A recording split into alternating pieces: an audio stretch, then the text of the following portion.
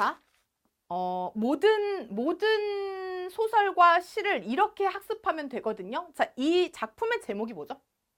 사평역에서. 잘했어요. 이거 이렇게 감상할 수 있는 기회가 없어. 고등 가면 굉장히 진지하게 공부하게 돼. 자, 봐봐. 사평역에서를 딱 적어요. 자, 그 다음에 이 세상의 모든 작품을 보는 관점을 우리가 두 가지로 나눕니다. 자, 어떻게 나누느냐? 사평역에서를 요렇게 선생님은 동그라미를 할게. 가장 흔한 동그라미를 하고 요렇게 나눌 거야. 요렇게. 이거 선생님 미리 보면 앞설지도에서 많이 본 적 있을 거예요.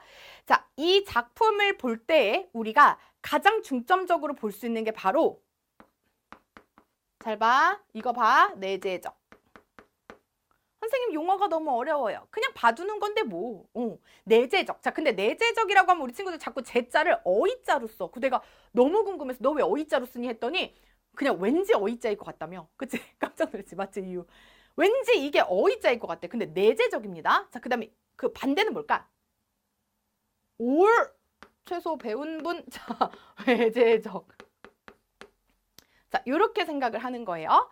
자, 모든 문학 작품의 제목만 바꿔가면 되겠고요. 그쵸? 자, 이제는 우리가 이 작품의 갈래를 확인합니다. 자, 갈래 뭘까요? 쉬어. 자, 그러면 선생님의 미리 보면 앞설지도 요거를 이렇게 CG로 딱 띄워주면 딱인데 그거 내신 안 들은 친구들은 오셔서 선생님 내신 안 듣더라도 자료는 꼭 어떻게든 이거 공수해야 돼. 거기에 다 나와 있거든. 자, 내재적. 자, 이 작품의 갈래가 시다. 자, 그럼 여기다가 시라고 동그라미 해도. 자, 그 다음에 시에 대한 개념 뭐 배우죠? 뭐 이렇게 첫 수업 하면은 막 시란, 뭐란, 막 이렇게 개념 같은 거 해주잖아. 자, 시는 뭐냐면은요, 시인이, 그쵸? 시인이 쓰는 거예요. 어떻게 쓰느냐? 일상어를 가지고 예술 작품으로 만드는 거야. 믿을 수 없겠지만 언어로 표현한 예술, 그 명작, 그림처럼 뭔가 어떤 공연처럼 이게 예술이란 말이야. 그래서 요 일상어를 예술적인 장치를 넣어서 시로 탄생을 시키는 겁니다. 됐어요? 근데 시에서 이런 얘기 많이 들어봤을 거야. 시는 운율이 있는, 자, 이런 말들 막 떠다니는 거 있을 거야. 운율이 있는 뭐 압축한 이런 키워드. 그 다음에 함축. 그렇지. 함축. 배웠네. 자, 함축 막 이런 거 배웠을 겁니다. 그 다음에 또 비유와 상징이 들어가고요. 또 뭐가 있을까? 많이 들었네? 심상 이런 것도 있고요. 또 있어요? 화자. 그렇지. 화자 이런 것도 있어요. 화자.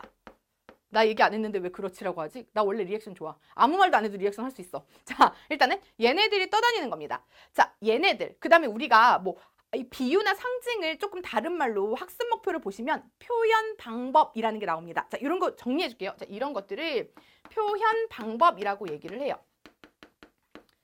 자, 이런 것들이 성취 기준에서 돌아다니면서 나오는 겁니다. 자, 이번 단원의 성취 기준은 표현 방법을 알아보자요. 자, 이번 단원의 성취 기준은 뭐 일상어가 시로 어떻게 변하는지 알아보자. 자, 이번 단원의 성취 기준은 운율에 대해서 알아보자. 자, 이번 단원의 성취 기준은 이미지에 대해서 알아보자. 자, 얘네들이 지금 계속 돌고 돌았던 겁니다. 그래서 1학년, 2학년, 3학년까지 얘를 배우고 얘를 배우고 얘를 배우고 얘를 배우고 얘네들이 가장 핵심이란 말이야. 그러니까 가장 얘네들이 뚜렷한 작품을 한 작품씩 가지고 와서 함축에 빠져봐. 뭐 시는 모두 다 함축미를 갖고 있지만 그리고 운율에 빠져보자. 그 다음에 비유에 빠져보자. 상징에 빠져보자. 이렇게 나오는 겁니다. 그래서 우리 학습 목표가 무엇인지 우리 친구들이 알고 계셔야 이런 것들을 다 오늘 학습 공부의 컨셉, 이번 시험 공부의 순위, 우선순위를 정할 수가 있는 거지요. 자, 그 다음에 이 외재적이 있어요. 자, 이거는 우리가 점점 풀어낼 거지만 이거는 고등으로 가는데 가장 중요합니다. 자, 만약에 이번 시험 범위가 예를 들어 기획특 강의인데 시험 범위를 얘기해. 시험 범위가 뭐 이런 거 있지. 작가에 대해서, 작가의 생애에 대해서 알아보자도 있을 수도 있고요. 그 다음 반영된 시대에 대해서 알아보자. 이런 것들도 나올 수 있고요. 그 다음 독자의 입장에서 우리 수행평가 써보자. 이런 것도 있을 수 있습니다. 자, 얘네들은 바로 우리가 외재적 관점으로 시를 바라보았을 때 검토를 해야 할 아이들입니다. 시라면 시의 표현 방법이나 내재적, 시가 시로서의 지켜야 할, 지녀야 할 이런 것들을 살펴보는 게 내재적.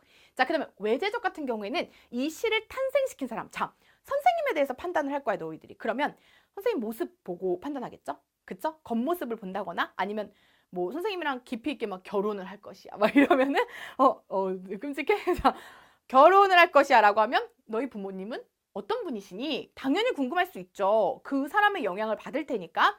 그리고 너는 어느 환경에서 자랐니? 이런 것들도 그 사람을 알아내는 데 도움되고요. 또 하나, 그 사람 어떤 사람이야? 뒷조사. 독자들, 나를 아는 사람들에게 뒷조사를 할 수도 있는 거예요. 다른 사람들에 대한 나의 평, 이런 것들을 참고를 하는 거죠.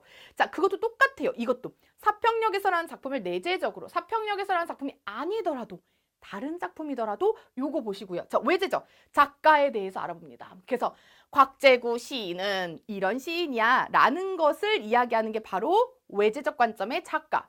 그 다음에 시대, 이 시대는 이런 시대였는데 이게 뭔가 어떻게 심오하게 해석을 하면 5.18 사건을 5.18 이걸 여기다가 넣을 수가 있어. 막 이런 얘기 될 수 있고요. 산업화 시대를 넣을 수가 있어. 이런 식으로도 이게 들어가는 거고요. 독자로서는 우리 친구들에게 수행평가를 내는 게 가장 쉽죠. 근데 중학교 때에는 이런 게 많이 나와요. 문제를 보시면은요.